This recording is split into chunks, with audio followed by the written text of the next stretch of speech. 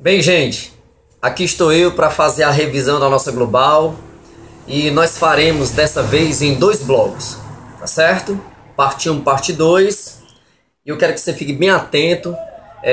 Você, como eu havia dito antes, é um vídeo bem amador. Você vai ouvir som de carro aqui. Eu moro próximo de uma avenida, é ônibus passando, é carro passando, mas chupa essa manga e fica ligado na revisão. Lembra das minhas últimas recomendações? Assista, se necessário for, assista novamente, assiste novamente, até pegar. Adoro! Então vamos lá. Primeiramente, eu queria recapitular com você uma informação importante, tá certo? Que é justamente os capítulos que nós separamos para a prova. Tá bem? Então, o que é que eu posso dizer aqui para você que primeiramente está incluído o material da AC, que eu disse que entra como revisão, nessa revisão que nós faremos agora também, tá certo? E aí eu quero que você fique assim, bem tranquilo no que você vai ouvir, relaxadamente, bota um fonezinho, fica assistindo na cama, deitado na poltrona, seja lá onde for, tá certo? Mas fica atento.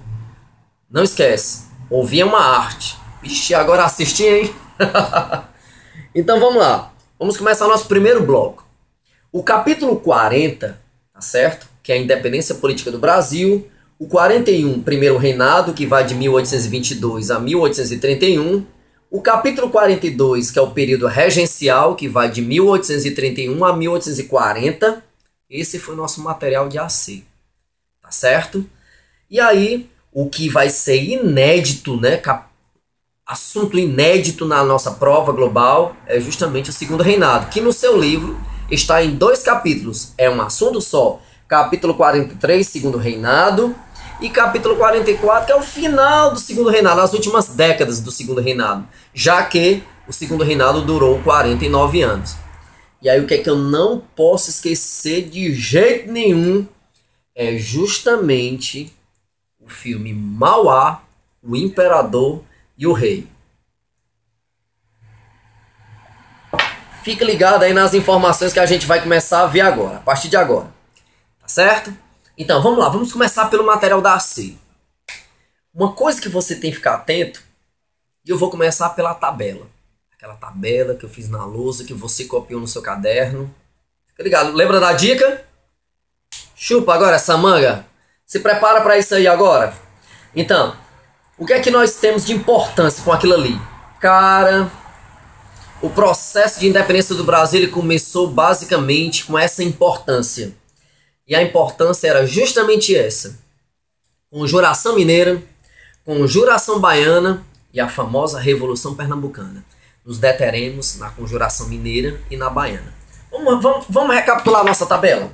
Então, na nossa tabela, ela tem um relatório, tá certo? Bem simplificado, que ajudou muito você a fazer a sua AC. Então, vamos atentar aqui para algumas coisas importantes. Entre elas, nós temos as seguintes coisas. Por exemplo, lá naquela tabela eu classifiquei umas perguntas, certo? Coloquei a primeira coluna da Conjuração Mineira e a terceira coluna da Conjuração Baiana. Pergunta, Conjuração Mineira, Conjuração Baiana. Vamos lá. O básico do básico. O objetivo fundamental da Conjuração Mineira foi justamente a independência nacional. Isso foi semelhante aos baianos. Tanto os baianos quanto os mineiros desejavam a independência nacional. Mas você há de convir comigo que para que um movimento como esse tenha como um objetivo fundamental a independência nacional, ele tem que ter influências. E aí nós dividimos as influências na nossa tabela em 2 partes. A influência ideológica e a influência externa destacada, em destaque, um exemplo prático de uma realização justamente das influências ideológicas. Então vamos lá, por parte. A influência ideológica da Conjuração Mineira e da Conjuração Baiana que nós estudamos foi o iluminismo, aquele movimento da ilustração filosófico, como a maior parte dos filósofos foram franceses, que usaram como princípio a razão, o espírito crítico, para se chegar a uma liberdade política, econômica e religiosa. Então isso aí é o básico. Então o iluminismo acabou por influenciar, porque aquele conhecimento daqueles filósofos, vamos citar aqui alguns, Denis Diderot, Montesquieu, Voltaire, então essa galera toda, então esses vários filósofos, Jean-Jacques Rousseau, D'Alembert, quem mais? Adam Smith, que fala no filme Mauá, né? John Stuart Mill, os pais da economia clássica. Então esses caras influenciaram. Porque a ideia era liberdade. E o que o Brasil era? Colônia. Colônia de exploração da metrópole portuguesa. Eu não posso esquecer que o Brasil nesse período, no século XVIII, estava com um decadente sistema colonial. O famoso pacto colonial. E aí esse famoso pacto colonial, eu tenho que ficar atento para algumas informações importantes, porque é por causa da causa local que eu vou desejar uma coisa maior, macro, que é a independência nacional. Ora, se a influência externa dos dois foi a independência nacional, o que foram particularmente suas causas locais? Tá certo? Então vamos lá. Conjuração mineira, a causa local, foi justamente a crise da mineração. Mas já lá na Bahia, a crise que eles enfrentavam era a crise no abastecimento. Então já não é mais semelhante. Outra coisa também que não era semelhante, a liderança. O movimento Conjuração Baiana, a sua liderança era formada pelas classes médias e baixas. Já em Minas Gerais, a elite liderou o movimento. Tinha escritores famosos, mineradores, e inserido a esse movimento estava o famosíssimo Tiradentes, tá certo? O Alferes Tiradentes, ok? E aí outra coisa também importante que a gente classificou na nossa tabela foi justamente a proposta social. Então a proposta social dos mineiros foi justamente o quê? Moderada. E a proposta social dos baianos, radical. Então fora daquela tabela, você lembra que eu dei um exemplo de uma proposta social radical dos baianos, que foi justamente o fim da escravidão. Isso é um exemplo, não é a proposta social, é o exemplo da proposta social, está fora da tabela. Então, e um exemplo de uma proposta moderada que foi realizada pelos mineiros, se assim o Brasil fosse independente por eles, era justamente a manutenção da escravidão. Tá certo? E claro, a influência externa, aquele exemplo que deu certo. Então, nas Américas nós já tínhamos o primeiro grande exemplo de liberdade, justamente em relação aos ingleses, foi a independência das 13 colônias, que nasceu no 4 de julho de 1776, nos Estados Unidos da América. Ok? É interessante que a própria Declaração de Independência Americana ela tem toda uma influência iluminista. Cremos como verdades evidentes que o Criador nos dotou de direitos inalienáveis, como a liberdade, a busca da felicidade. E isso se alastrou pela América, porque começou os grandes processos de independência latino-americanas. E claro, o Brasil não ficou de fora. Conjuração mineira, conjuração baiana. Mais tarde, em 1817, já depois que a família real portuguesa estava aqui, a Revolução Pernambucana. Deu certo a independência? Não. E aí, dando sequência ao que nós aprendemos, a gente não pode esquecer de classificar justamente as seguintes informações, que é a vinda da família real portuguesa para o Brasil, que está datada em 1808, em virtude do bloqueio continental ou bloqueio econômico, na qual Portugal se recusa a bloquear, que era justamente ficar impedido também, como outras nações que estavam sob o domínio napoleônico, de comercializar com a Inglaterra, já que a Inglaterra era a nação industrial, a mais poderosa do mundo, e Portugal não entra nessa, porque está atrelado e preso à Inglaterra, e forçosamente, por influência mesmo dos britânicos, foge para o Brasil. Quem era o Brasil? A sua colônia. E vem a família inteira para cá. O evento chamado A Vinda da Família Real Portuguesa para o Brasil. Um assunto inédito na história mundial, já que um regente foge da sua nação. Ok? E aí a família real vem para o Brasil. E essa família estando aqui, então começa a fazer grandes realizações. Então o objetivo diretivo era ir para o Rio de Janeiro, já que era a capital do Brasil desde a época do ciclo do ouro, que você sabe que está em decadência. Senão eu não falaria que a causa local da conjuração mineira de 1789 é a crise da mineração, lógico. Então, dentro desse processo todo, o que é que eu também tenho que entender? Que a primeira parada de Dom João VI, quando chega no Brasil, é na Bahia. E na Bahia, ele toma a sua primeira grande decisão. Ele acaba de uma vez por todas o pacto colonial. Fim do pacto colonial. O fim do pacto colonial, na verdade, é justamente o quê? A abertura dos portos às nações amigas. Não esquece. Entre as amigas, a mais beneficiada vai ser a Inglaterra, que terá suas taxas alfandegárias bem baixas, tá certo? Bem baixas. Então ela vai ser bem valorizada, tá certo? Por um bom tempo ela vai ser valorizada, até que o Brasil vai cortar esse cordãozinho umbilical. Mas isso é um assunto para mais tarde. Vamos continuar. Pois bem, dentro desse processo, o que nós temos também é que quando a família chega, a abertura dos portos às nações amigas, que na verdade é o fim do pacto colonial e tal, e aí vai para o Rio. E o Rio vai se tornar a sede do governo monárquico. Mas atenta para uma informação. O Brasil é uma colônia. E agora a família está aqui. Então, a corte portuguesa agora está aqui no Brasil. E como a corte portuguesa está no Brasil, o Brasil não poderia mais continuar na situação de status de colônia.